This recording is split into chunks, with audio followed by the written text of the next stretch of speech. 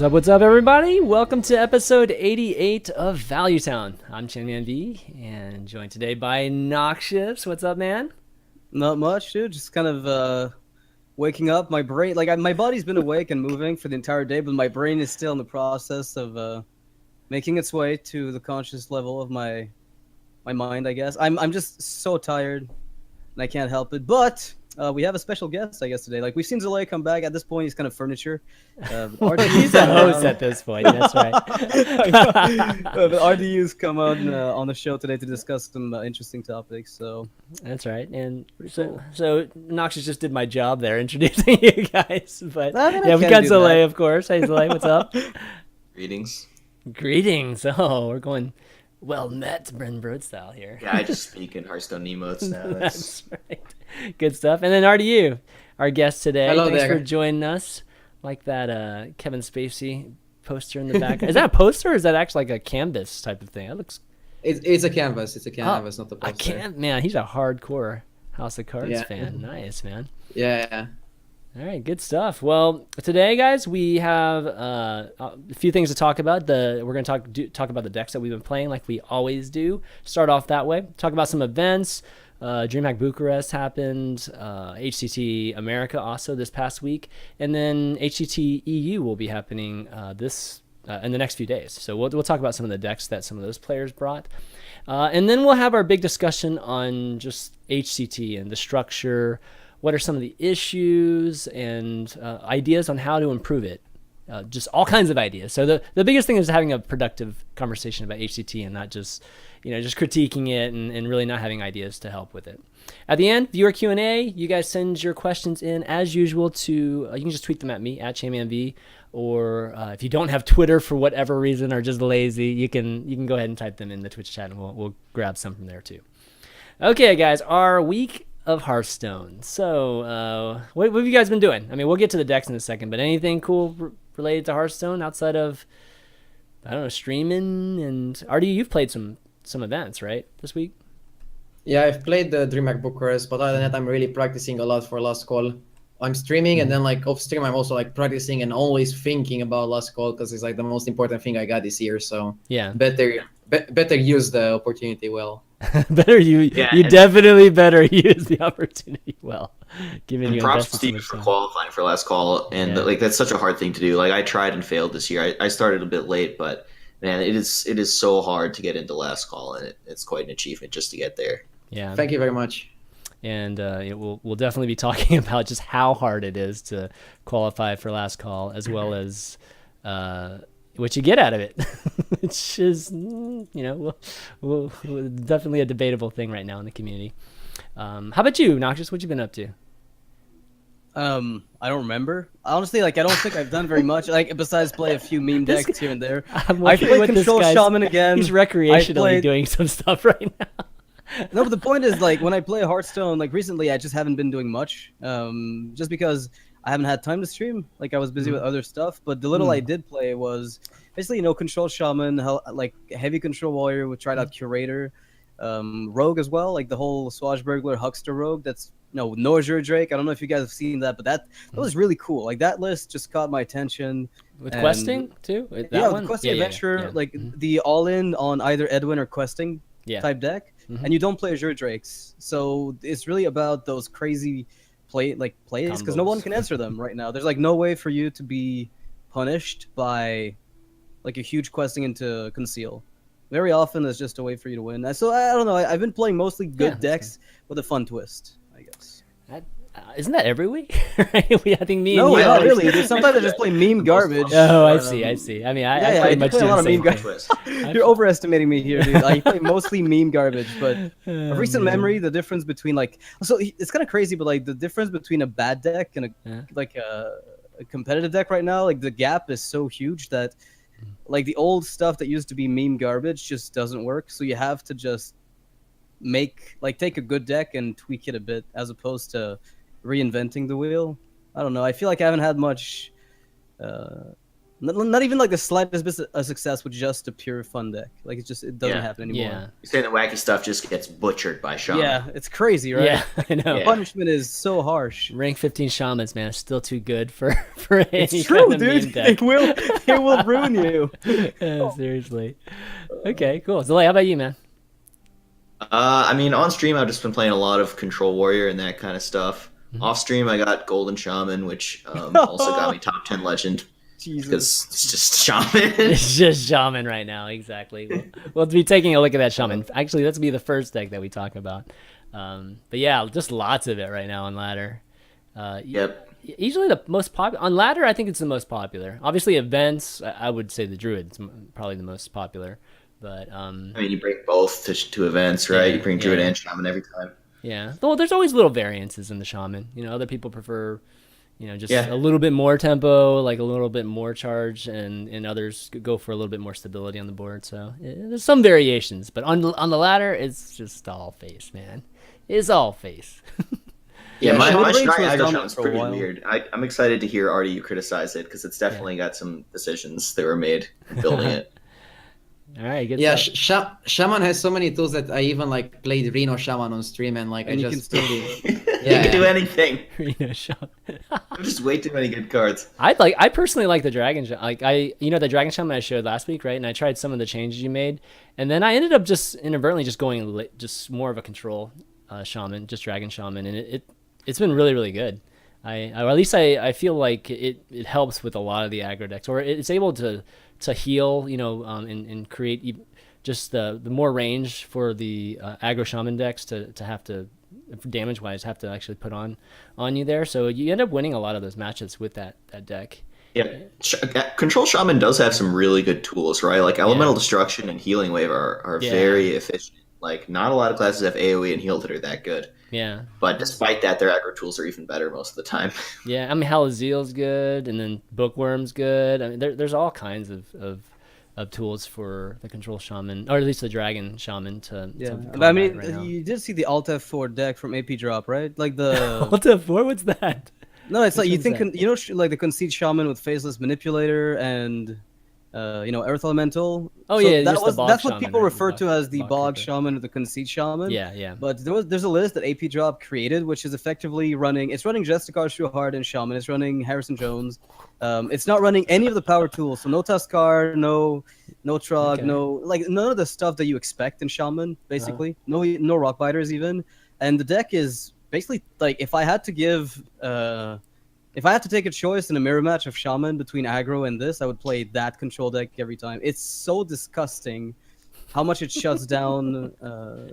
It shuts down aggro so well. It's like Elemental Destruction is It's beyond good. powerful. Like there's It's no words to good. express how good that AoE is, Mhm. especially in the current environment where every good AoE is gone aside from maybe Brawl. Like that's about all we've got left. So Shaman finds themselves again being, second to best, if not the best, at clearing boards on top of developing it and doing everything else. So that deck is pretty absurd. So you're saying that I'm- shamans are the best at killing the shaman? They're just the best. Yeah, they are. Yeah. Control Shaman is the best counter to Shaman. Like I shit Yeah. you not, it is just the way the fucking metagame is now. Yeah, It's and crazy. just how much tools that shaman itself has. Right. Which is They're so diverse amazing. and like in deck building. I've been having pretty good success with Warrior against Shaman. Like I feel pretty Sure. good about that matchup. Yeah. Oh, I just agree. the dragon warrior. No, I'm playing No, like Control Control. Warriors. Oh, control warrior. Like, Yeah, a lot of the whatever. control. Even I have this like very peel oriented priest with some cabal, with cabal shadow priest in it too, and it works pretty well too against the shaman. Of course, it's not like a super huge win percentage, but it's more than 50%, which is pretty good. Okay, well, why don't we just jump to the decks? We're already talking about it, so why don't we That's talk what I've been about doing the this shaman week. deck? I've been playing Shaman to beat Shaman. How about that? All right, good stuff. Okay, so this is first deck we're gonna take a look at is Zalae's aggro shaman that he was talking about. It's a double Argent Squire, double Lightning Bolt, a Primal Fusion, yeah. Yeah. Double Rock baby. Biter, double Spirit Looking at Artie's Claws, face. double Tunnel Trog, a Blood Mage Thalnos, Flame Tongue Totem, two of them, Maelstrom Portals, Totem Golems, Feral Spirits, Lava Burst, Tuskar Totemics, Azure Drakes, Doomhammers, and Things from Below. Pretty small deck actually, but in terms a lot of of two buffs. yeah, a lot of two ofs. but obviously aggressive, but not the Right. It's an craziest aggro aggression. Yeah, I mean, Yeah, so I think the most interesting thing about this deck is what's not in it. There's no Thing from Below, and there's no Flame Wreath Faceless. There is Thing from Below. Yeah. There's no Flame Wreath Faceless, and there's no Abusive Sergeant. So the Flame Wreath Faceless was just net deck from Zixo. The idea is, as much as 4 mana 7/7 is a good meme, and everyone likes to think it's the most overpowered thing ever, and if it sticks, it just wins you the game and everything. The reality is it's a very vulnerable card because it's actually a 6 mana 7/7, and it's just often vulnerable to a huge negative tempo swing because of cards like Execute and Hex. And so, I mean, I've been playing against Shaman a lot lately, and I can't tell you how many times I fist pump when they drop that Flame Wraith Faceless. I'm like, yes, this guy is way behind. I have the answer. Yeah. So it doesn't play that card, and it doesn't play Abusive Sergeant, and that's because Abusive Sergeant just does very poorly on turn 1 these days. It always was kind of a poor turn 1, but there's just Argent Squire everywhere. It just beats the heck out of it. And the things that aren't Argent Squire on turn 1 are like Finley. There's some kind of 1/3 that value trades it. But the main strength of Abusive Sergeant is more for trading up at other points in the game. But the thing is, the deck has Flame Tongue Totem. People are constantly trying to play around your Abusive plus Abusive or Flame Tongue Totem type hands. They're constantly playing around the Abusive Sergeant. But also the new thing is there's like Maelstrom Portal and Spirit Claws. There's always been Ravaging Ghoul and Swipe, but now there's even more ways to punish these 1 health minions, and I just find that too often Abusive Sergeant is just not good enough. People can just pick off that body. So I was looking for replacements. I'm playing 4 weapons, which is a lot, and sometimes you have 1 too many, but I think I'd rather have too many than not enough, and I think the weapons are all super strong cards individually. And what was the last thing I was going to say? I don't remember. Let's just move on. Yeah. So RDU, talk to me. I was trying something similar, and like I realized that I really don't like the mid-range shaman, and I really don't like the standard aggro shaman when you're trying to like fit in the Spirit Claws. And I came to like some similar results, but at the same time, why do you like Primal Fusion in the deck? Like, is it that great? I was just replacing. Well, okay. So the way I see the meta is there's like Druid, Shaman, Control Warrior, like the top 3 decks right now. Against Shaman, the Primal Fusion's not so great. Against Druid and Warrior, it is pretty great. They really aren't clearing those totems that often. So I think a lot of times it's sort of like a 1 mana 3/3 charge sort of thing, or like, value trade their dude or that kind of thing. Like it's pretty easy to get 1 mana +2/+2, which is efficient and good. It's doing sort of what Abusive does, but without as much vulnerability to Maelstrom Portal and Ravaging Ghoul and Swipe and all of that. There's also one cool thing about the card is if you're on the coin against the Shaman and you have Totem Golem, you can actually keep the Primal Fusion.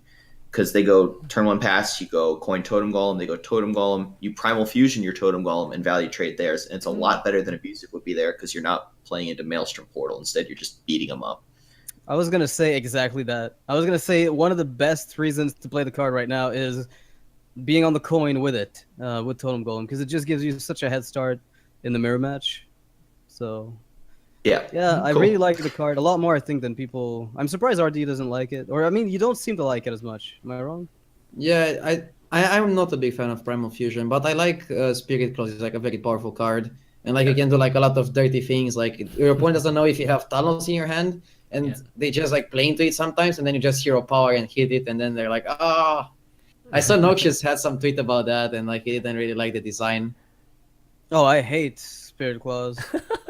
I think that card is the worst thing to have had. I mean, I'm wrong on that, in that it's not the worst card, but it's just one of those things where the spell damage totem was already good enough that it didn't need the extra bit of synergy. I don't know. I don't get how they developed so many good cards expansion after expansion for a class that struggled over a year and a half ago. It feels like... To your point, I mean, the Shaman class does have a lot of answers at 1 right now. I mean, you even have them in this deck. You've got Rock Biters, and you've got Lightning Bolts already at 1, and you've got Trogs. So adding basically another 1-drop for Shaman it's like Warlock material, right? It's getting in that range where it's crazy powerful. And I heard it's so funny that Spirit Claws is so good now because nobody talked about Spirit Claws when it was announced for the longest time, and it wasn't until I think after the release and people started playing it that it's become just a mainstay for Shaman now. But yeah, it's incredibly strong. I think what might have been or people might have missed is just how frequently you get the 3. especially with the Thalanos, with the roll too. You got 25% chance to get it on the roll if you have nothing else. And then that's a huge swing if you can get that 3 damage, right? It's a big swing. You can get that totem on the board as well as the hit too. So yeah, there's sort of a snowballing effect where there's all these reasons to totem, and the more reasons you have to totem, like the more reasons you can afford, right?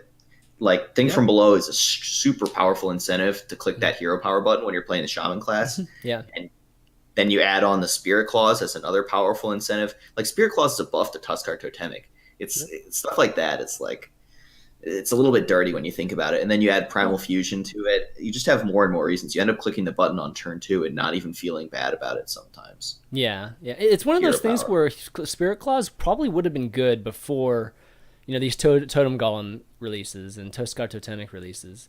And a long time ago, yeah. Yeah, because I think having, from a design standpoint, it is pretty smart to help improve the hero power generally, right? Like I think one of the things we talked about in the previous episode was just like being limited from design, and the hero power has always been something that's been limiting.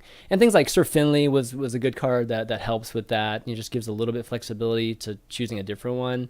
And in terms of the shaman, I think that having cards like Things from Below, just generally speaking, in Spirit Claws, it is a good idea. But having too many of them, like you said, like if you have other cards too that generate totems that really synergize with that too, that's getting away from making your hero power better. That's actually making a lot of cards better. So that's I think where they made a mistake. It's not even that much of an issue, right? Like, because I'm like, again, I'm all for improving the hero power of Shaman. The problem is, like, even if you go super far back, and I feel like I'm repeating myself at this point, but this hero power has always been bad until you got Wrath of Air. Like, that's always been the outcome you're wishing for. About most of the time, like most of the time, Taunt Totem, I think. Yeah, Taunt Totem is pretty good, right? Very often, well, but like most of the time, if you go back like very far away in the history of Shaman, Wrath of Air Totem has been the one that usually just won you games. When the swing from the potential of that card was big enough, you basically won. And to this day, this is still true. Like if you get a Maelstrom Portal that hits for 2 instead of 1, nowadays maybe matters a bit less, but it's crazy. Like it's crazy that they would give like I don't know, like there's no cost really to playing Maelstrom, and you're still synergizing it with the hero power. Like if you think about the way Mage works, is like if I want to buff my spell, I can ping for 1 more, let's say, right? Like I can do 1 more damage, add 1 spell damage by proxy to say my Fireball on 1 target. And you have this spell damage shit with 4 pieces of AoE in 1 class. I mean, that just seems so flat out wrong to me. Like I can't even. Yeah, it's a good point. I mean, I think there are more cards that synergize with the Shaman hero power, or just hero power generally for Shaman than anything else. Like, there's all those Inspire cards too, but that's across all the classes, right? Sure. But yeah, for I think right now, it was probably an overkill for the complaint that the Shaman hero power was one of the weaker ones at one point. Yeah, now it's one of the strongest. Now it's easily one of the strongest. I mean, it's gonna always be tough to beat Life Tap, but this one's getting up there. I don't know, man. Getting up there, this man. is not faring too. I mean, they're not doing bad. Don't get me wrong, but I think it's just doing bad. What'd you say? I know I wouldn't go that far. Yeah. I think they're doing fine. Yeah. Just not as good as they did before. Shaman said, "Well, now I have AOE. Deal with it." Shaman just beats Sue now, and it's like a bad time for Sue. Yeah. Okay, so talking about this deck again, kind of compare it to one that has like a Horse Rider in it. Just I guess one that's a little bit more aggressive. Why go with this route versus that one? It works better in my experience. So like Horse Rider and Abusive kind of go together, right? And they have that whole 1 health vulnerability issue. This deck gets to play Spirit Claws and Maelstrom Portal and really abuse the heck out of them with the spell damage from Thalanos and Azure Drake. Like that whole package is really, you're getting a lot for your mana with those cards. And that's what Hearthstone's all about, right? Yep. Just getting a lot for your mana, getting that tempo, getting that advantage. So another cool thing, just one last minor cool point about the deck is that it's not that obvious that it's Aggro Shaman. Like sometimes people will see Azure Drake and think that means that it's mid-range Shaman. That's not true these days. This is an Aggro Shaman, and you do have to play around Lava Burst. It's going to kill you. And they don't always know that when they're playing against it. Yeah, anything with Lava Burst really in it is Aggro Shaman. But they don't see the Lava Burst until they die, right? So they don't know. That is true. You're It like, could well, I be haven't seen a Hex or a Tide, but maybe it's mid-range, maybe it's aggro. Most of the ladder is mid-range, right? Mhm. But this one's aggro. You got a player on that Lava Burst that's going to blow you up. Yeah, that's a good point. All right, I yeah. mean, So honestly- basically, what he's saying is play this deck because you got to top 10 legend with this deck, right? Or don't, because it's not. Yeah, I'm still in top 10 legend. I like maintain it here and there when I have to. Okay. Yeah. One of the things too with the the spell damage package that Shaman has now is that like in any Shaman deck right now, Lightning Bolt is a Lava Burst. Like I've never Yeah. been hit by a bolt now yeah. in the past 2 weeks that hasn't been 5. I've never been. Not once have I been hit in the face by a Wow. bolt that wasn't spell damage totem plus Drake and or second Drake Blood Mage or something along. It's always 5. And it's just a fact about the class now that it just stacks too much spell damage for both the Zeus. AoE effects and the single target garbage. So I'm salty, dude. Just let me. But for real though, I really like to go back to Zalae's deck, just so you can actually move on. The times where I run into Shaman nowadays, I don't think I can tell what they are until I see a Hex. Hex is the only card I'm looking out for at this point. Mana Tide, they're the only 2 cards that I'm looking for. And if I don't see any of them, I can't make an assumption. I just can't. Some people Abusive still is play an like indicator of aggro. Yeah, abusive Sure. would be a big. Yeah, but I've seen a indication. lot of people cut them. Really as well. Yeah, I haven't been it's not as uncommon to cut them now. People cut Shogs as well, for the mid-range list with Ardent Squires. But those you usually can tell because they play a different package and they play like the Fire Ellie sometime in the mid game. But a lot of aggro lists have actually been cutting the abuse. Yeah, I'm just saying if you do see the abusive or the Finley, then you do know that this should be an aggro Shaman with Lava Bursts. If you're going into a match, you should have aggro on your mind first, right? And then, if True. you're No, I have prioritizing- mid-range on my mind first. You It's have more mid-range? popular. Okay, cool. These days, yeah, probably. All right. and some people still play like 1 Hex and 1 Lava Burst, so like you cannot Yeah. really know for sure. Yeah, it's like, well, it's a Shaman of some kind. Takes a while to figure out what Just they're doing. play control shaman, guys. You can heal up. It a works. bunch. It works, Yeah, it dude. doesn't matter. Okay, let's talk about. Let's go to Beast Druid since we can get to our fun decks later. This is actually another very good deck to potentially ladder with. And you said this is Muzzy's deck, right? He just got, like top 5 legend with it. He was like, I don't know why people stopped playing Beast Druid, he played Beast Druid and won with it. Right? Yeah. He was like somewhere in the dumpster and had a good climb with it. So Beast Druid is not like some tier 3 unplayable garbage. It's like very much a real deck. If you want to play Beast Druid, net deck Muzzy and get some wins, it's fine. Yeah, and the deck consists of Innervates, Enchanted Ravens, Living Roots, Darnassus Aspirant, which is cool because I was wondering about that card recently. Druid of the Saber, Mark of Yasharj, Power of the Wild, Druid of the Flame, 1 Savage Roar, Savage Combatant Swipe, Azure Drake, Druid of the Claw, Stranglehorn, Menagerie Warden, the Curator, and ending with Rag. So yeah, not that different than I guess what a lot of people were playing, from Beast Druid. And like you said, like he was just wondering why people just stopped altogether. Right. But why did they stop? Was it just because they were better mid-range decks than Druid? Well, or- it got better since people stopped because of metagame considerations. Now it's not as expected, so nobody's ever keeping Wrath against No. Darnassus Aspirant. You're very right to bring up Darnassus Aspirant. That's like a key point to this deck getting better is people being less prepared for beating that card. No one's ever keeping Wrath against Druid because they always expect you to beat Mally Druid. Boom, can't answer the Darnassus Aspirant. Massive lead. Snowball that into a win. Also, like Dragon Warrior has fallen off. That means there's less Alex Strauss' champions punishing your Darnassus aspirants. So it's just things like that like Malagos Druid is really popular, and they're really often not going to have the Darnassus an answer to it at turn 2 Darnassus aspirant or turn 1. At the same time, this deck cannot play Yogg-Saron, so I don't know if it's that good. Wait, how many spells has it got? It's got Oh, 2, you the real 4. calls. The guy's like, 6, you know what? I don't see a 7, Yogg in this 8, list. 9, That 10. doesn't sound good. Yeah, There's only 10 it's spells. not good. Like, there's only 10 spells. That's not going to be good enough, dude. Yeah. No, the point is, it's a druid. It doesn't have Yogg. Are you really sure? Yeah. That's true. That's definitely true these days. But it's cool. I mean, this deck is very linear too, so it's a pretty easy deck to play. I mean, obviously, if you want to play a super high level, there's these key decisions to make, but generally pretty straight and linear. Yeah, I don't know. It's pretty tough to play because, Yeah, I feel like think you so? don't get the Call of the Wild cheat when you play this deck. Like, you actually have to conserve your resources. I think more I mean, you don't really conserve them because you do play on the board a lot, and you often just extend until they can't punish you, or they do punish you, and then you lose. But the point is that the deck actually has a bit more nuance to it than I think there seems to be, because you don't get to cheat with Call of the Wild or Hero Power from Hunter. So if you just go crazy and you set up, decent turns, maybe keep your Mark of Isharge to play a bit later, maybe just pass the turn to get a guaranteed Mark of Isharge on a turn where you need it. Like, the big thing for this deck, and Zalae alluded to it, the whole Aspirant thing, is people tried out Beast Druid initially when it came out and played Wild Growth in it. And that was clearly a mistake. Like, that was one of the first things that you knew was going to be a complete fuck up, is when people tried to play Wild Growth in that deck, when they can just play, in the words of Lothar, Wild Growth with legs. Like, why would you bother playing Wild Growth in a board-centric deck, right, where you can just play one that has stats on it. And now that, Dragon Warrior, Hunter, Zoo, even nowadays are not as popular and you don't see them as much, suddenly all this removal that usually punished you is gone. So I'm kind of happy to see the deck made its way back in. How long do you think it'll last, though? Like, Zalae, do you, if you got like opinions on like its competitive viability?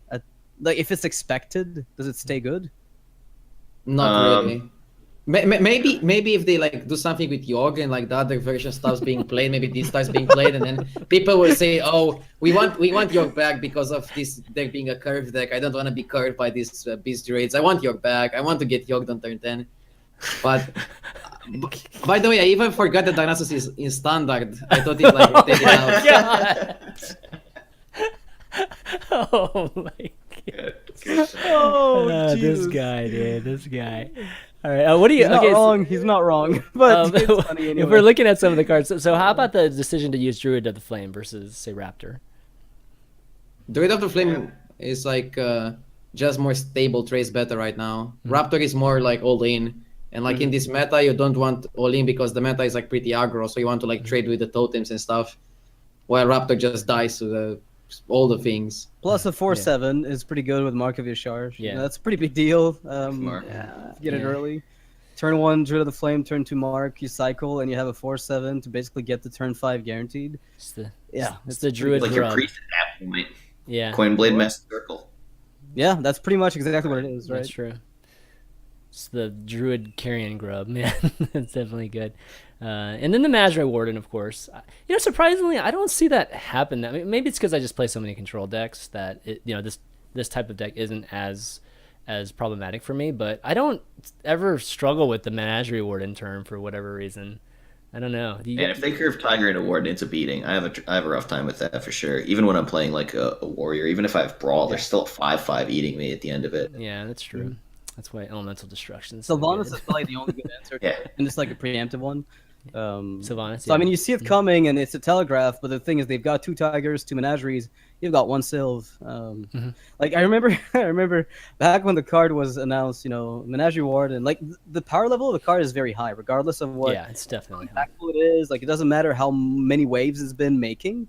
The card itself is just good, if there's a good beast to copy. And what's kind of crazy about it is a lot of people were saying, well, as long as Brawl exists, this card is not going to be very good. Some people just said that, and it just blew my mind, because how is Brawl good against it? Like, you still don't have tempo after it, so unless they win the Brawl. I don't know. It just seemed a little bit difficult to picture that. So I mean, definitely a good card, and it still makes it difficult for them to put a very strong beast in the Druid deck too, just because of Menagerie Warden. But anyways, it's cool. It's definitely cool to see Beast Druid. Beast Druid's always fun. It's always nice. It's always an alternative to playing some overpowered crazy Druid that's always in the metas. So it's nice. It's always fun to see it until it becomes tier 1. Right. Once it becomes tier 1, it's like Dragon Warrior. People are saying, "Oh, dragons, cool! Yay, dragons! Dragons!" We're all hipsters. Like, dragons. Alex Fandral is such a well-designed card. Fuck, Fandral is such a piece of shit card. I'm just going. What I mean is, like, there's a threshold of appreciation for cards. It's like, Thing from Below's awesome. It makes Shaman good, and then you're like, no, this card makes me angry. That's just. I'm still waiting for like for like the moment when Priest is gonna become OP and people are gonna be like, Priest, Dude, I was Yeah. afraid of it. I Oh, was it's really coming. afraid of it. Again, like, I don't actually think of those. See, I don't think those cards are bad. It's just the only reason they're bad is because the other classes aren't keeping up. Fangirl is a cool. See, Fangirl. So we're just talking about Shaman and Druid, right? And we talked about two Sure. things that synergize with their own cards. Well, those are the cool aspects of Hearthstone right now. Is whenever you do have synergy with other cards and they make them more powerful. The problem is that there's just some classes that just don't have very synergistic cards, or they're just very, very one-dimensional, and you don't have that ability to power up, and that's why they've fallen off. And you see, these kind of classes just like dominating right now. So it's like, relative speaking, yeah, it's making us all angry, but if you look at it from the standpoint of general design, I still think they're not poorly designed cards. Like Fandral, I think is still a cool card. It's very, fun to play very with. powerful. Yeah, it is. It is Very, fun very and it is powerful. But it's I don't know. It's just a power issue. It's just one of those things again. Where we always talk Yeah, I mean, about power. obviously, when I'm talking about design, I should probably like specify. I think the design of the card is great. What it does is amazing. But it in combination with the rest of Druid, just that's why it's frustrating. It's just when it comes out of Innervate and then you get double Raven Idled into some Wrath shenanigan, like that sucks. Or if they get Innervate Nourish. But like all these cards are amazing. I love that we have synergy in Hearthstone. After all is said and done, like I remember back in vanilla Hearthstone, to put it that way, Beta. Yeah. synergy they had was like they tried to make demons a thing, right? With Demon Fire. Yeah. Like they tried to make that a thing, and Bane of Doom and whatever, but that never really panned out. Like I feel like synergy back then was what people came up with. So Miracle Rogue, Molten Giants Shaman, Priest with Wild Power Mancer. So those were synergies that were fun because they were created by the players and not so much shoved into the game forcefully. Yeah. I don't know if that's the right way to put it. But when a card says totems do something, I mean, yes, it is synergy, but it's one of the most straightforward ones. It's like, here's synergy, play it. It's not. Yeah, this I cover- agree. It's not. It isn't in the level of, like you said, with Right. Pyromancer and just being, just showing some ingenuity, right, and coming Yeah. up with some cool stuff. I'd like some more of that, personally. Yeah, I think I would too, and I think that's one thing that they could be. Fangirl is one of those cards where they could have waited for Druid to drop off, like even more, from the standpoint of meta, and then throw it in there. You know what I mean? Yeah. That would have been perfect timing from the standpoint of release, but they're just too excited. Man, I got to get this awesome card out there. But okay, cool. Why don't we move on? I actually have a hunter that's it's pretty it's pretty straightforward, but I've just been playing with Avian Watcher just for the hell of it. Oh, And that's cool. Yeah, so a few more secrets, and just obviously to get more value from Avian Watcher. It's been pretty interesting, especially with so many aggro decks out there. It's definitely not better, I think, than your normal mid-range hunter, but there's definitely some validity to that card. And I'm curious, like RDE, like what kind of deck would, like a hunter deck would make Aviana work? And you can even just think, maybe even throw in some future cards you'd like to see that would help it work too. I mean, if you really want to make Avian Watcher work, then you should play like a secret that never procs. Does Hunter have a secret that never procs? Like for example, Snake Trap. Snake Trap can be one. Like for example, in Paladin you can play like Secret Trial, and then like guarantee that they will never proc it. That's not good. Wow, this is secret Snake Paladin Trap is sick material. with Avian Watcher, right? Like, Yeah. it's a lot of times it doesn't get procced, and then once you have the Avian Watcher, it does get procced, and you're happy about all of these things, right? Like, Yeah. those two the cards work beautifully together. The Sacred Trial against the Shaman meta, it's like Thunderblood Valiant, fuck you, like because they've already got totems on board, right? And then you just let them play their 5-drop and proceed to show them the middle finger with your taunted 4/7 on board. That is a way to do it. It's pretty true. stylish too. It is. It's pretty Just stylish. start playing it. I'm sure you'll break the meta. Oh, dude. Sacred Trial. rank man. 5 legend. Bringing Here I back come. bad cards. Play Sacred Trial so you can I'm play gonna meet you Avian up there, Watcher, Zalae. which is- I may actually tried it in Paladin, but that's probably a completely different thing. But no, it's an interesting card. It's like one of those quality cards. It's just we're just not in a place to play it yet, and maybe we need a few more. I like these secret synergistic cards. I kind of wish the Illuminator was still around, the one that actually I healed. agree, man. That would yeah. that would make things a little more interesting in terms of secret decks, whether it's mage, hunter or paladin. More so mage and hunter, because that's it. Yeah. The healing's plenty in paladin. it's interesting because we talk about well-designed cards. I think that one, that specific one, Illuminator, is one of the best designed cards that the devs have made since the inception of Hearthstone. It's like it's this synergistic card that works for pretty much like you can make. You know how we talk about Finley being the enabler of decks that don't exist yet. For a class like Hunter, playing Illuminator sounds so absurd, but if there ever were a world where it lived with Cloaked Huntress and Avian Watcher in the same meta, and you had a lot of secret synergies, you could push like a secret base Control Hunter a bit more because suddenly you have healing. You don't try to initially like end the game right away. And I think that card is one that I would love to see added to the classic set. If there ever comes to be such a thing, I love Illuminator. It's nice too because it gives two classes that don't have heals an ability to heal too. And the classic set really, I think it lacks that. Just having even a small one outside of like Earthen Ring, and I guess right now we have Vendor that eventually will go Tournament away. Medic. Yeah. That's gonna go away too, though.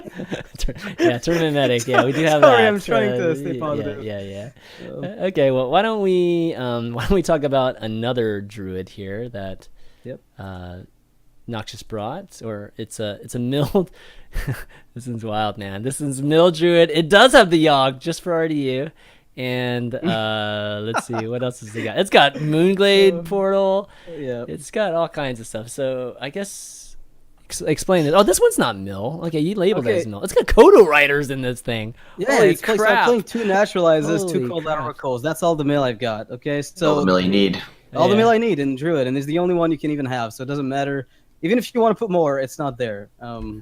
So basically, it's essentially what you'd expect a Druid to look like, aside from it trying to run Power of the Wild Valid Teachers, or even Malagos Moonfire and Arcane Giants. Like those are obviously better. Overall. So you're not trying to win. No, but here's the deal. I actually beat Arcane Giant Malagos Moonfire for the most part with this deck. You've got 4 removals, man. It's like you can remove those giants for days. Between the double, with the double mulch and the double naturalize, you pretty much beat that all the time. And you have the usual Druid tools to clear the rest, and you also place the top end big taunts.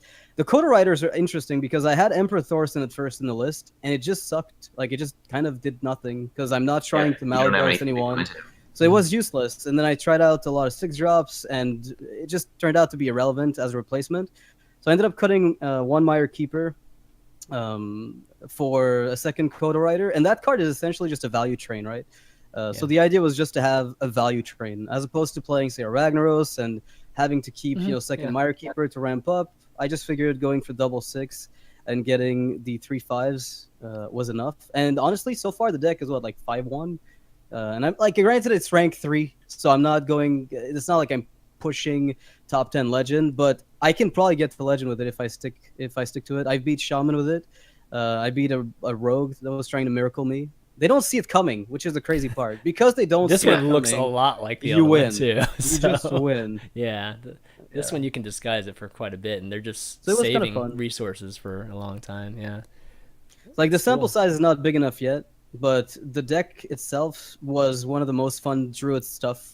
It's one of the most fun Druid things I've done, I think, in the past months. I mean, we've played mostly Malagos recently, I think, right?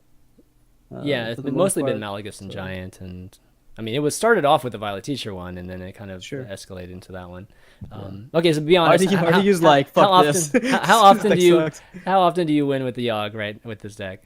Never. I haven't won once. I haven't even played it once yet. Of course. Yeah, I've only won through games are too easy. Win without it. Right? Why even have it in there? Well, you don't play Nourish, so you don't. They're always fatiguing themselves. Every deck runs card draw nowadays. It's like that's true. I mean, when I see a druid, the first thing I think is I want to draw as many cards as I can as fast as possible. You're right. Exactly right. Walk right into your plans every time. Exactly, man. So totally. That's kind of okay. That's cool, man. It was just like trying to mind games people into not expecting and losing. Yeah, this has got the quite name a of the bit deck heal. is called No One Expects, right? We play double Feral Rage, double Moonglade Portal. So it's properly named too, and you got a ton of heal in this deck too. That's just kind of cool with the Feral Rages and Moonglade, and then whatever you get from Raven Idol. So do you guys, when you're playing Druids, do you tend to save Fandral and Raven or Raven Idols? Like, That's always that reoccurring question, right? Whether to play it early or just literally save it for value. Usually you play it early, and Arcane Giant's a big part of why. Like the only Okay. circumstance I'm saving it is like against Control Warrior. Sometimes I'll save Raven Idol for Fandral. Okay. But Yeah. on turn 1, you still play it like trying to hit that wild growth for sure. Yeah, that makes sense.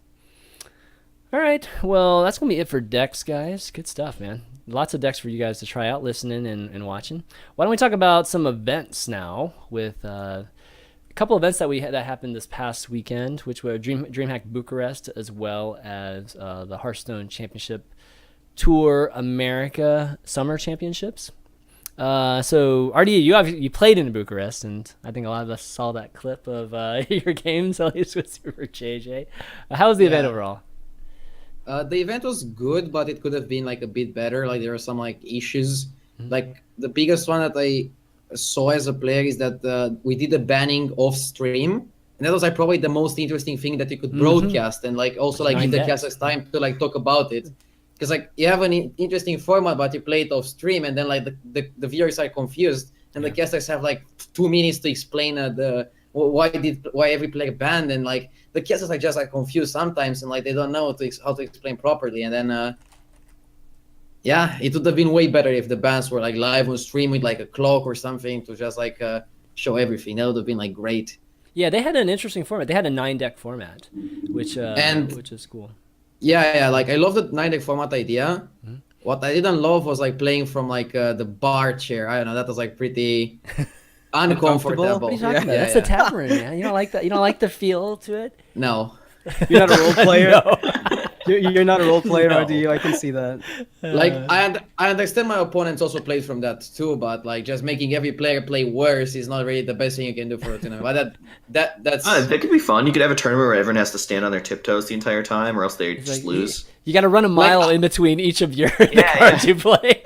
I would literally like 10 push-ups. prefer standing up, because like if you watch my stream, you know that sometimes I like to stand up, and like I would literally just stand up rather than play from that bar chair. But yeah. The new meta game, you just make your opponent worse by fucking his chair up. That's all you have to do. Just change the chair. You go over there and kick his chair out. That's it. Gotta get all the edges. Oh god. And That was crazy. I'm very sure that some of the viewers will be like, yeah, it's just Hearthstone, like how can it make any difference? And I'm pretty sure that in Hearthstone, even like more so than other games, it's very important for you to feel comfortable. If you don't feel perfectly Yes, I comfortable, agree, though. you might make one small mistake. Like even if you have enough time to like play your turn, your decision matters. Like you play with your brain, you don't play with like your reflexes and stuff. If you play with your reflexes, maybe you would get used to like playing from a bar chair. But when playing Hearthstone, it's very important to like be focused. Like try putting water, for example, over somebody that's playing Hearthstone and over somebody that's playing like CS:GO or League. And I'm pretty sure the Hearthstone player will play way worse because he cannot focus on like the game. And if he doesn't focus on the game, then he cannot like just play out of reflexes, because then he would play average. I think you're right, actually. Like I'm kind of laughing at it because it's funny the way you're presenting it. But the truth is, if you get distracted by the fact that you're not comfortable, you'll just end up wasting so much time being aggravated by it that you'll just not focus enough on the game. I can see that. Life Coach even made like a calculation of like how much percentage you lose per series if you play during the summer and you don't have an air conditioner. What? Wow. Yeah, because How you do sometimes zone out. You quantify actually that? you actually zone out a lot if But it's how do you warm. quantify that? You just zone out. Really? You can probably do it yourself and see how much time you go back to your turn and you're like, whoa, what was I doing? You just lose track because you lose time. You like literally lose time, and like you have no idea what's and going then on. you don't realize what happens. No, I kinda mean funny. that's a good point. But you guys have just like put this like image of Life Coach like in a sauna in my head, and like him trying to like win percentages during this time. Like, oh my god, that's crazy. Oh my sides, that's good shit. I could see that. I could see Oh him my with like God. his scientist glasses. Yeah, forget Face Stone, man. Sauna Stone. It was just like Who writing can on bear the weather best? The next tournament organized. Okay, exactly. Masters of the weather or something. I don't know, whatever it is. I just Okay. gave Firebet an idea for his next No tournament. man, Oh, yeah? that's gonna be the next Bastone for sure. Yeah, the next best, and just fly Hearthstone pros to like a jungle and make them play in like harsh conditions. Oh man, that'd be fun. We can even have thematic stuff, getting Beast Druid and Hunter, and have that win the tournament. That'd be amazing. We could have some sick drama too if yeah. something goes wrong. He got lost in the jungle. Exactly. Yeah. No, but it's good that DreamHack is trying some more formats, and they definitely have the Swiss thing down, in running those type of tournaments. So I think that's always been the most notable thing about DreamHack. But now that they're trying some interesting formats, that could be just another level for them. But it was like more PGL. Sorry to like. Oh yes, interrupt PGL. you. That's right. It's DreamHack, but it's kind of like PGL because like Dream is not like the true. DreamHack tour. Yeah. It was. That's right. It wasn't actually part of the circuit itself. Yeah. But congratulations to Tessin for winning. I think Tessin played pretty well, at least the matches that I saw. But overall, any decks stand out to you that worth noting or anything that you saw during the tournament? Like JJ might have been running or. I mean, nothing really like mega special. Like what I want to touch about is like the reaction of some people had towards like Tessin. Like they were saying, oh, he got like mega lucky. Oh, he got like insanely lucky. No, he played but well. the thing is that everybody is gonna be offered the chance where he's like super lucky. You also have to use it, and like Tessin managed to like use it without like fucking up that much, and that's like super important. And like I have big respect for him. He's like one of the best teamless players right now with this win, and we see a lot of good teamless players like Tessin, Ekop, both won the last two majors. Maybe they can form a team. Who knows? Yeah, form a team. Hearthstone team. What? Record for everyone in the chat and on Twitch and the internet to hear the redemption of Ekop. You just said he was a good player, right? I mean, I agree with you, but it's support. I think. Oh, here we go. There we go. Get your team foil cap. These people, because everybody just seems to think that Ekop is like. It's not that it's a bad player, but a lot of people just don't recognize him. I feel like he's not out there as much nowadays, for many reasons, obviously. But I feel like there's still this little stigma about Ekop. I don't know. Yeah, I guess he's the guy people love to hate at this point. Yeah. Lucky. But I love him now. Yeah. I love his eyes. I love his eyes. Wow. Ekop's a cool guy. I like him. Yeah. No, Ekop is a he's good really guy. chill, like, man. He's He really a lot is. of times the community's perception of somebody just doesn't agree with my own. I just like. Yeah. Well, it doesn't usually match up with who the person actually is, too. Like Ekop is a good example. Like I remember early on, of course, Ekop was, kind of denoted as the, this kind of bad boy image, just because he would just speak out against certain players or streamers or whatnot. But whenever you met Ekop, he was a super nice guy, like in person, and everybody said that. Everybody even say that like on just publicly. So it's just one of those things where if you're saying something bad about my favorite streamer or whatnot, I'm just gonna shit on you basically and not like you anymore. Go Noxious. You can. I was just gonna say, if you told me that Ekop and Tice changed bodies and they were both nice guys, I'd be like, yeah, that's possible. Like I might actually struggle to make the difference. As far as without the eyes, I don't think Ekop is as threatening and dislikable, right? Because he does it on purpose. Does it. You just compared him to Tice? Yeah. I think Ekop's one of the actually warmer dudes in the Hearthstone scene by a long shot. Okay. Yeah. It's not even... I mean, maybe it's close, but he definitely is one of the more genuine and like warm people in the scene. I don't know. Like that's the impression I've got from the few times I met him. Every single time it's just been kind of refreshing, right? I don't know. I don't know why we're bromancing. Okay, cool. Here. All right. So I'm done with the bromance. Bromance, yeah. There's something going on with Noxious and Ekop. I'm just bromancing over Ekop right now. I don't even know what's going on. So, what I wanted to say also is like, and that up is like, if the community, and not even the Hearthstone community, just like some people on the internet are good at, is like getting an impression of somebody that they never met. They watch his stream like half an hour once, and they think they know the person perfectly. Yeah. They want to like share their opinion online with like that. It's like, oh, this guy sucks. I really hate that guy. Like, no, you didn't meet that guy. Like, you just saw him for 20 minutes on like his private live stream. Private, I mean public. Sorry, I mean I just yeah. And then like, oh yeah, I know him perfectly. He's a douchebag. He's an insane thing here. Like, you should like be a bit like more reserved. You wouldn't want to be judged about your whole life based on like 20 minutes that somebody like meets you on. Yeah. Fair enough. All right, so let's move on to HCT America Summer Championships. So that happened this past weekend, and the viewership for it was just like really, really low. And I think it was accentuated because Batstone had so much success. Like a day or two before that, maybe a day before that, like Zalae. And so I feel bad for the players, especially like Hot Meowth, obviously, who won. Congratulations to him. It's just for He had a nice making it payday. to BlizzCon. Yeah, he had a great payday, and even guys like Teray, like we hadn't seen Teray in a while either, and him getting to the finals there. Is even the other guys too, just the other 8 players. That's like their opportunity to get some exposure and just be recognized as being one of the top players, like currently in Hearthstone, and just not that many people watching. So I mean, that's something that we're going to talk about in a second with HCT. But overall, tournament, like, did you guys catch much of it? Like, everybody's talking about this Yogg that happened in the very last game, but it's like the Yogg didn't do much of anything, I don't believe, in the last game. So it's kind of weird what people talk about sometimes. There's a lot of good play before that. Maybe Blizzard just like rigged the Yogg run for BlizzCon to not do something good. Oh my god! Can you? No, I'm imagine just that? joking. No, like the number of like outcomes that Yogg can have is like so big. It's like an insanely great number with like a lot of digits. It's probably like if every human casts a Yogg per second from like the start of the universe, we probably still don't have all the Yoggs that can possibly be. And like I'm pretty sure that when they tested Yogg, they got like some mediocre to bad outcomes. It's very possible if they like played Yogg like 200 times during testing, and they were like, yeah, it's a mediocre card. And then like somebody like massively high rolled during like some tournaments, and that's how the people got the perception that Yogg is like a super cancerous card. And now people are starting to just get like some mediocre outcomes here and there, some like insane ones. It's just what you expect to happen with a game that is played by millions and millions of people. Yeah, it's funny that you mentioned that, because actually my theory on Yogg, and maybe when they were testing, is that they probably ran it through like a Monte Carlos type of simulator. But the problem with the Monte Carlo simulator is it literally takes any kind of scenario into account.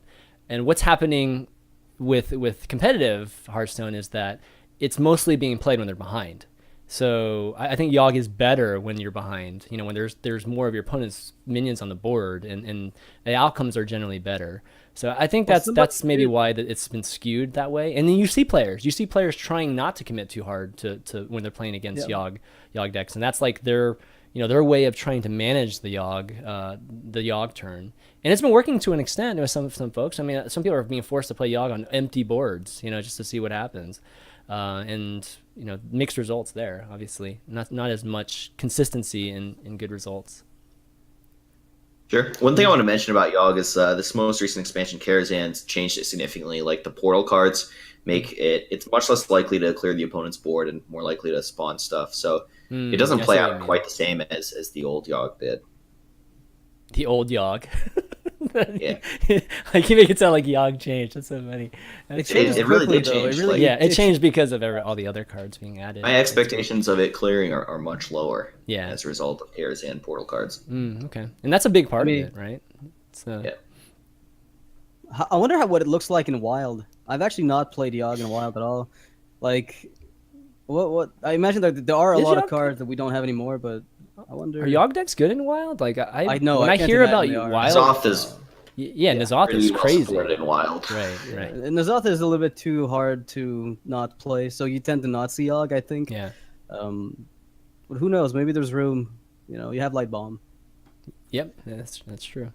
Okay, so let's move on to HCT European Summer Championships, which is going to be happening this week. And they announced the decks for everybody, so we figured we would talk a little bit about the decks. Artie has some opinions on some of these players' decks. So who should we start with? I know, Artie, you've looked at some of these decks. Are there any good ones to discuss in particular? The only like special decks are from Viper, Right. And they're probably special in like the bad way, I would say. But maybe he can surprise us with his insane decks. I'm betting he's gonna surprise us, dude. Just so What was so confusing about his decks? Look at his rogue deck. His rogue deck is pretty sweet, man. Two Violet It's got Illusionists. the two Violet illusionist's not taking Illusionists. damage. Okay, that's interesting. Yeah. Mm-hmm. It's sort of like a man. bigger Earthen Ring Farseer, right? In Gains that, life in that you don't take damage when you face tank their dude. yeah. How In often Rogue, have I we think it's seen better that than crazy? Earthen Ring for the most part. I think I'd actually, like, if I had to include one or the other, I think probably Violet Illusionist. If you're desperate to put either in, probably. Yeah, but everyone plays questing these days, and they seem pretty happy about it. Yep, Yeah. they just win. So it's hard to say if it's better to have a win on the back of one of the things that I've noticed about questing that's the only bad thing about it, the only bad one, is when you actually don't have the luxury of stealthing it, or it doesn't do as like enough on its own, that you basically commit to it or try to, and it's too slow. And if you don't kill them with it, then oftentimes it just falls flat on its face as a follow-up. That's the only weakness of the card in Rogue. What do you think the But I shaman? still think it's worth playing. What do you think of the shaman bringing Alec here? Good. Pretty normal. Yeah, Yeah. Pretty standard Gives you nowadays. some burst potential with those rock biters. that's true. Yeah, mid-range is back on. Like we talked about that earlier, right, Shaman? Yeah. But mid-range is kind of the standard on ladder now, more so than aggro. Like people keep complaining about it, but I see more mid-range, and I think Alakir is just. I wouldn't say core, but most people run him. I think aggro is better than mid range. I don't know why I see mid range sees so much play. Yeah, Bit of a mystery to me. I think aggro is too. I see a little bit more aggro, but that just happens to be where I am right now. Okay, well, this is definitely an interesting deck, and some of the other players too. I mean, most of them are playing just I think what you would expect from a lot of the dragons and just the warriors and this warrior's interesting. I'm on Dragon Control Warrior. Yeah, Akil, look at this one. This has Sogoth in it. There's been some talk about I've been actually trying out Sogoth in my control decks too. It's had a lot of good results too. If you can get to it, if you can get to Sogoth with your deck, you'll be That's the good. thing with once like you get 9 there. and 10 mana cards, right? If you can play them, that's nice. But sometimes you die before then. Like so much of Hearthstone happens in the first 6 turns, right? Exactly. Yeah, I played a warrior very similar to that one. Pretty good. Anything else interesting here? Just a hunter. Just kind of going through these really quickly. Oh, this one's playing the exact same one. Wow, Warrior. cool. I think he was the only one to bring the Yogg-Saron Control War, right? Who did? Great Jay. Oh, Grey Jay? We've seen a Oh, lot yeah, of Yogg-Saron, Warriors, cool. but I think he was the only one to bring the Yogg version, which, I mean, people just swap stuff in and out, and that's kind of an extra brawl in Control Warrior. Very often, it's just, hi, can I win? Because Warrior has this very consistent game plan, but so often do you find yourself in those spots where it's out of your hands, and this brawl is either going to win or lose, and if it rolls badly, then you're in a bad spot. And Yogg is just that extra fail-safe. I'm really not sure about Yogg in Control Warrior because you don't play enough spells to make him great. Oh, you do. You play a lot of them. 6, 7, 8, 9, 10. I've been playing Control Warrior a lot lately, and I've been finding N'Zoth has been kind of impressive. Interesting. Dude, Because, why is N'Zoth impressive? Because, in Control Warrior mirrors, for instance, if they play Monkey, then the N'Zoth really punishes them, and also against Druid, the N'Zoth is really tough to deal with. I think the Cairn is the biggest problem with playing a N'Zoth list. Playing Cairn sucks. So many decks are aggressive and just kill you, and the card is so useless in those circumstances. But I've been liking N'Zoth and Control Warrior. One card I want to mention is everyone's playing Gorehowl in their Control Warrior. I've been playing some Fool's Bane in that slot. Yes. And I think it's pretty good against the meta. Fool's Bane's pretty good against Shaman, and it's just much more useful defensively. Gorehowl, sure, it does give you way more value in some kind of late game grindy matchup, but there aren't that many of those, and I tend to do pretty well in those anyways, in my experience, whereas Fool's Bane actually helps defend you. You can play that thing on turn 4th coin or turn 5 and mop up some Feral Spirits and a Tunnel Trug, or kill a Taunt Totem and a Mana Tide, stuff like that. It comes up a lot. The card matches up well against Shaman, and Shaman is a popular class, so... Yeah. So you don't actually have to play Illusionist with it. You can you're only playing one, I don't like playing Illusionist. Yeah, I just have one Fool's Bane as a card, 0 Illusionist. Yeah. This warrior actually has 18 spells in it. Already. So that's the average Control Warrior, dude. They have that's yoggable right there. It's 18. They all have that. I feel like they have at least 16. Yeah. That's every one of them. Lot. Unless they don't play Revenge and then they opt to play a different type of warrior, but I mean, most warriors I've seen just run so many spells. I mean, the Blood to Ichor is usually one of the cards that some people choose not to play in their control deck. Sure. So, I mean, that's 2 spells that you have to make. You go out of your way to include them, and they still work well. It's not as though it's a bad card. It's just not what Control Warrior would do baseline necessarily. Yeah. Oh, here's finally saw a mage here. We saw a Freeze Mage in one of the other decks, but here's an actual quote unquote tempo mage.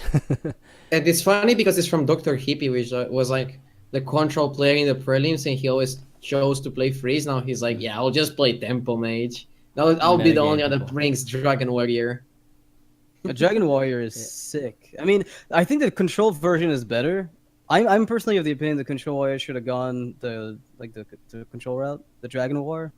But I'm surprised that Dr. Hippie chose to bring the aggro dragon. Like, is it just because the metagame warped away from it? What do you mean? Like, people started not expecting it, and so because a lot of the like, for instance, Fool's Bane, right? You mentioned that Zalae, like that card is good, but I feel like if Dragon War is around, then that card is a bit worse. Whereas Gorehal usually does, like, you don't against that deck you can't afford face tanking a lot of their minions. even Natively, though- right. Yeah, definitely. Right. So And their stuff just has more than 3 health in Dragon Warrior a lot of times. right, so that's one of those like cases where people have been making decks not expecting the Dragon War, and if that's what Dr. Hippie was banking on, because I don't know, like with Zoo Yeah, I'm not- gone, not you're sure. feasting on Shaman. I mean, you have to. I mean, all these guys are building their lineups too based on a ban too, or just trying to maybe defend against the ban also, or them banning something. So it's kind of interesting that he chose that one. Maybe he just wanted just a versatility because he only has one other aggressive deck, right? Which is the mid-range Shaman. The rest of Oh no, them are, the mage. I guess the is mage. The pretty- mage has the yeah, burst yeah. too in the beginning. Actually, he can just Yeah. kill you instantly. But yeah, I don't know. He's got basically 3 decks that are fairly aggressive. Interesting. You'd have to ask him. I'm not sure. Sarazi. All right, let's look at his for the last one. Here's a Nazoth. Wow. Okay. Is that a Nazoth warrior? Really? Well, Zalae was praising it, so surely It's pretty good. Yeah. It's interesting. Okay, there's a warlock here. That's cool. How is that list different from yours, Zalae? Well, my list is pretty hipster. Okay, there we go. All right. I've got a Fool's Bane instead of a Gorehowl. I have a second Infested Tauren instead of, let's say, Gromosh. I don't have Gromosh in my list. Really? Wow. Okay. A warrior without Gromosh. That is next level. Yeah, because I found it That is like I wasn't hipster. actually ever killing people. Like, killing people is just not my game plan. Everyone dies to fatigue. That's all I want to do. Like, if I'm not fatiguing them, it's because they played Golden Monkey and I'm Nazothing them. Yeah. Like, I just don't put people to 15 and then with Alex draws and then Gromosh them for lethal. Oh, It's wow. not how the game works out. So Gromosh is like, in this deck, like, Gromosh is like a piece of removal that leaves a body behind, which is okay. But I'd rather play stuff that's cheaper if my goal is to live, and my goal really is to live. Like, I find I'm not losing value games very much. Mhm. Like, unless I play against some wacky double Entomb Priest, sure, that guy beats me. But yeah, I just felt like Gromosh wasn't fitting my game plan that well. It's okay, but it's a bit clunky. Yeah. So That's a good point. I'm just kind of bringing the curve down, try and really have as more useful defensive tools in the early game to survive. Yeah, Gromosh acting as more of a removal minion is surprising how much that works in Control Warrior. I feel like that's all I use him for these days. instead Yeah, of he is burst. fine for that. It's just I don't know. It's later. It's I just feel like a I lot could later. play one less 8-drop and die to aggro a bit less Well, often. Yeah. Do you remember the list I brought last week? With the full tank up warrior? Yeah, with the jeweled scarabs Right. and everything. Yeah. So basically, like the Nazoth warrior deck that I think Zalae is alluding to is essentially, it looks like that, but instead of running for the full armor gain and playing bog creepers to go full retard, it actually just subs out a lot of that, a lot of those cards just for the Infested Tauren, like Ironforge Portal out, Infested Tauren in, and then you find Gorehowl gets replaced by Fool's Bane, and then you still find room for Yogg at the top. Nazoth at the top end. Just because it gives you that extra board. So again, it's Yeah. a fatigue-based warrior deck because I feel like the 1-2 punch approach of the old warriors, the control warriors, just doesn't work as well nowadays. yeah. Yeah. So yeah, I like think that a lot. I've been impressed by Infested Tauren as well. Like, it's a card that Really? I always view as like a bad card. Right. And it kind of is a bad card, but in the context of Control Warrior, just a little bit of a roadblock. It really makes your Nazoth much better. It's pretty much what you want. It's kind of good for the same reason Ironforge Portal is good. Both of them give you like pretty poor stats for the mana price you're paying, But just the fact that it's like, a body, something proactive to do that like doesn't get you killed like a Karen would, that has some defensive value to it. It's kind of just what you want. Yeah, a lot of times with a N'Zoth play, if you're going to play a N'Zoth play and you're trying to survive after that play, having a taunt is usually really important, right? And there's only 2 cards that you put in, which is Chilmaw and Infestatorin to really have that outcome whenever you N'Zoth. Yeah. So yeah, I've had, that's one of the main reasons I've added Infestatorns in any N'Zoth deck that I've played too. Okay, cool. Yeah, it would be interesting to see how this turns out. Good luck to all 8 of these players trying to qualify for BlizzCon. And guys, try to watch it. I know there's not a lot of big name players in this one either, but they're all great players, and some of them have made it multiple times. Dr. Hippie's been around for a while now and done very well in HCT in the past too. But okay, why don't we talk about HCT? So one of the biggest